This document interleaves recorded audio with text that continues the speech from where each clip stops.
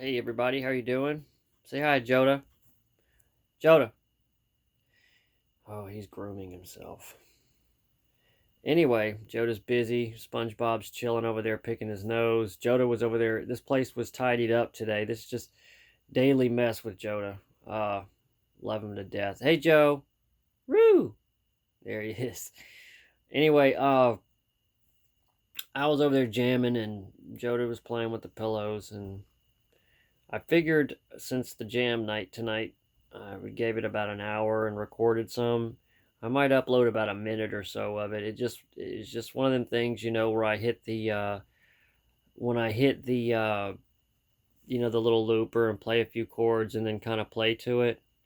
I really enjoy what I'm doing. I'm afraid that I never intended on having like a channel, that um where I was always worried about what I uploaded. So I don't want to get to that point, but at the same time, I do want you guys to be, I want something a little bit different once in a while, So I figured what I would do tonight is go ahead and do a little walkthrough of this classic vibe since I've been playing it so much. And if you see anything out of the ordinary, maybe you could tell me and say, hey, maybe you could do this to it, and that would be a great either upgrade or a fix. It plays pretty well, but to someone like me, I don't really know what is supposed to be great. I don't know. I only know what I have and what I play. I try not to complain much. As long as I get a good sound of it, it feels pretty comfortable, then I'm good with it. So here it is, the back side of it, starting with these Cluson tuners, which I love so much. I always thought they were so cool looking. I mean, really. I mean, these things are probably cheap pot metal, whatever, Chinese knockoff Cluson tuners. But to be honest with you, they do the part and they're totally cool. Um, I watched a video, funny enough, yesterday, watching in the Blues, Shane. He's amazing. The guy's just totally cool. Check his channel out. If you he's the guy in Australia. He's totally funny too. It was one of his old 2013 videos. He has this guitar, I believe, or no, it's a Telly. No, he has this one too, but he was stringing up a Telly, and he was going to put the E string on, right? And the thing kept popping off. And this is funny because I watched this video. I was like, oh God, I was going to change my strings. I'm so glad I didn't. I would have been without. I would have just went and grabbed another guitar. But yeah, so I'm glad that I watched because he updated it. Because it took him like, guys, I'm not lying, about 12 minutes to get these last two put in. And he didn't give up on his video either.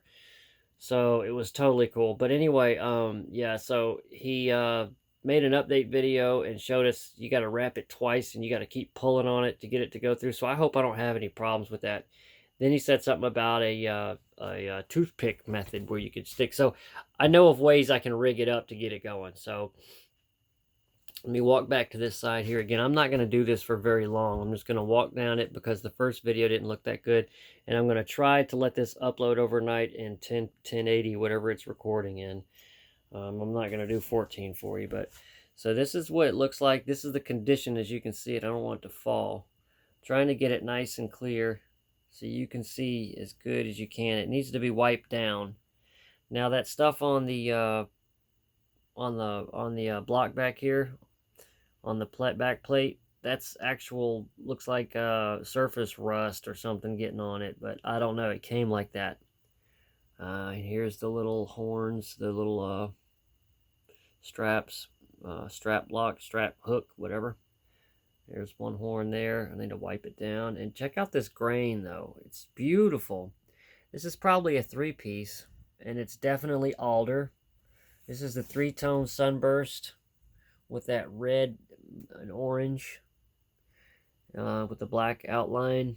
The back plate here, if I lift this up a little bit, you can see that it's got the small little cheap block in there, but it works. I've not taken the back off yet. I'm sure I'm like the strangest like guy that messes with guitars. I'm trying to be a guitarist here as a drummer and a keyboardist. I want to add this to my arsenal, and I'm hoping I'm getting there soon. But I really, guys, I've fallen in love with the guitar. I've always loved the guitar, but never really sat down to learn it well. So anyway, you can see a block there. Does that look like one or two or three pieces? See, I think it's two, you see? Or three. One, or it could be four. Heck, I really don't know. But when I first got it, it looked like it was only one, but I can see there's like a middle piece, and then the two. See that? Where it's kind of, yeah. Yeah, it's like a big middle piece. That's just totally cool, though. But they did a good job matching them up. They really did. So this thing is just beautiful, guys. I love this guitar. But now there's a downside that I think it can be done. It can be fixed. I don't know if it's the nut. But this string is a little bit, the E string seems to be a little bit close here to the edge. And it's perfect on this E, on this one. But this one seems a little close to the edge. See here?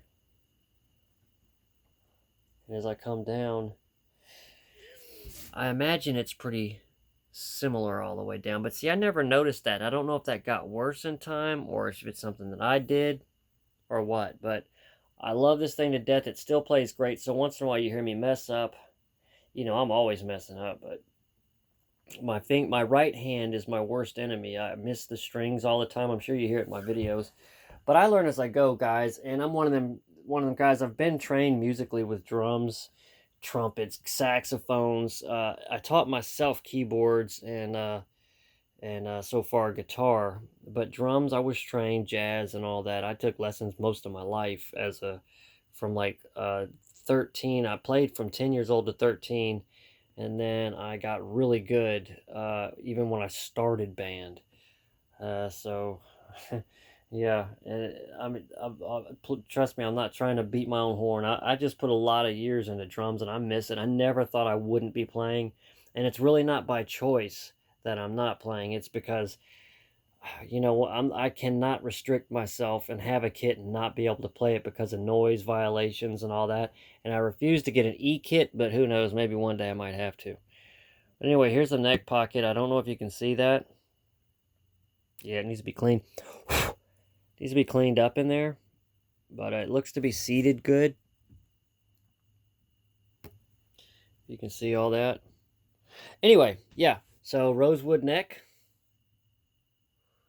And somebody tried to relic it. Is that what it looks like to you guys too? That somebody tried to relic it, or do you think it rubbed in a box because the edge is there, and then the fake little cigarette stain looks like somebody took a pencil and did that. That looks fake. It's not a cigarette. I know what a cigarette stain looks like.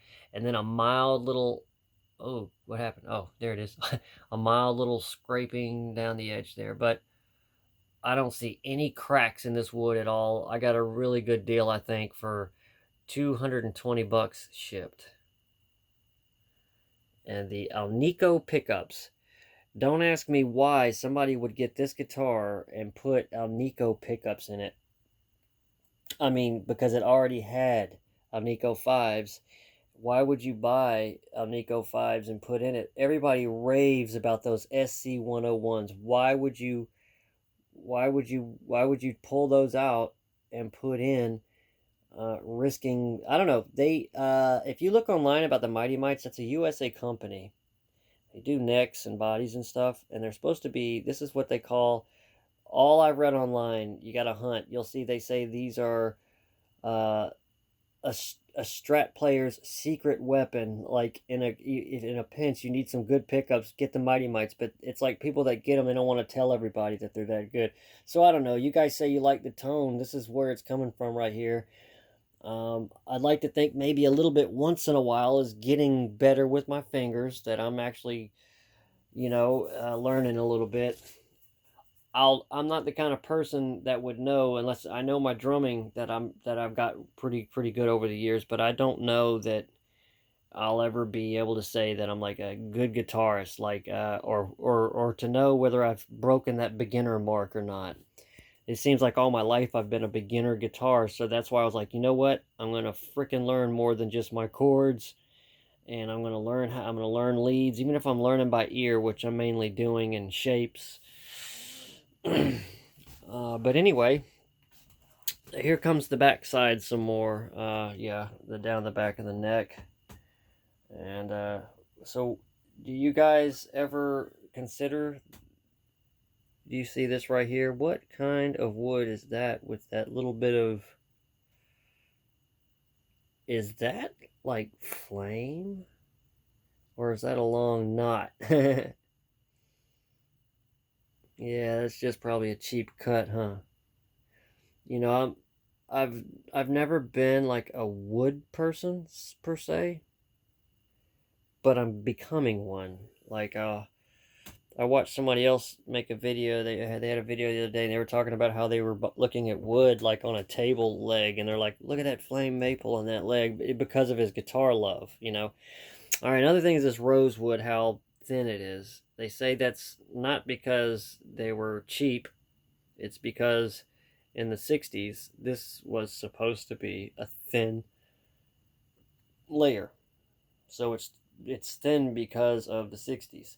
Now, if you look at these dot inlays, the fret markers right here on the side, can you tell if the frets look good or not? Or do you guys, has this been refretted or something? See how they look? I mean, you guys have to tell me because I don't know. Has this been rolled or what?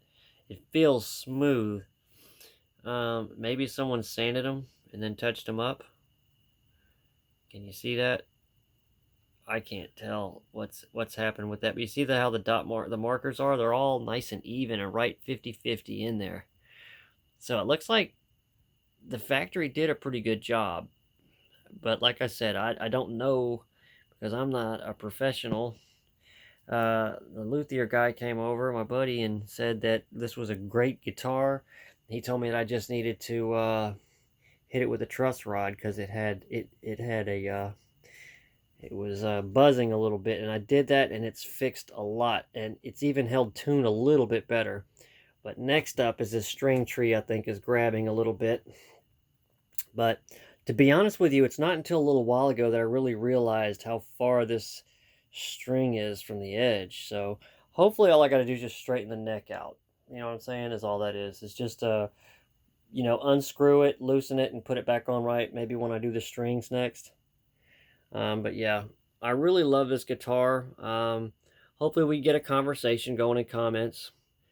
And with that, I think I'm getting ready to leave. But I just wanted you guys to see this thing close up in all of its glory. And I also need to get a better truss rod thing because the tool I'm using is an all-in-one, and I don't want to strip it out, and I hope I didn't because I couldn't get it in there completely straight. This guy here, because it bumps in, oops, because it bumps into this part by, you know, trying to get in there. It hits this area, so I need a long straight one. And I wish these came off. I was half tempted to take a damn hammer to it, but anyway, I did manage to get it like a quarter of a turn, and it stopped buzzing. So the action, what do you think? Does the action look pretty good? Can anybody tell by looking at it? How's that for action? I can go on down with it. Is that high action? Or is that low action? Looks about right to me, really. I don't know. It feels pretty good. But so anyway, guys, with that, I think I'm gonna go ahead and go. This video is already longer than I wanted it to be. I just wanted to stop by, say hey, and show a closer look at this thing here. So, you guys take care. Hit me up if you got a telly you want to trade. Alright, guys. Peace.